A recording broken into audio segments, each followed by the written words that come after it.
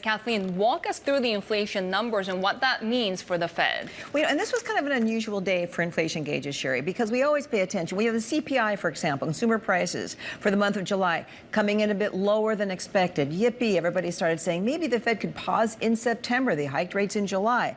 Then on Friday, producer prices, they're kind of they're an important number with all the focus on inflation, but they're wholesale prices, so they're not quite the same picture. They're one step below retail prices, which is the broader view of inflation in the economy.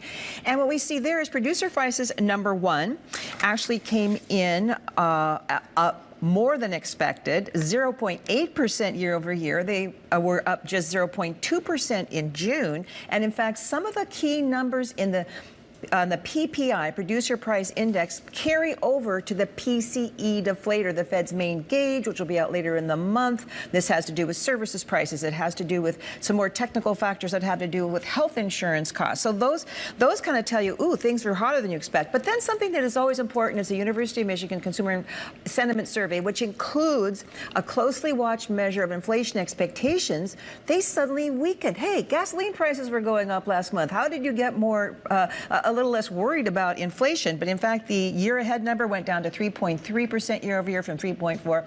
You could say that's all rounding error. Nevertheless, it's a little bit weaker there, isn't it? And the 5 to 10 year outlook went down to 2.9 from 3.1. So there's just been a little bit of a move that way, but it was enough to make investors say, uh-oh, CPI looked weaker, but now producer prices are telling us one thing. And at the same time, expectations, what's an investor to do? That's why the day was so interesting, but it certainly sets us up for a lot more focus on the Fed FOMC minutes this week to just show us how divided, how many people wanted to pause again, how many people were all ready to hike, and furthermore, the Jackson Hole Symposium, Kansas City Fed. That's a week from this Friday, and that's where Jay Powell will give a big speech, which everyone's waiting to see what kind of direction he gives on all these issues.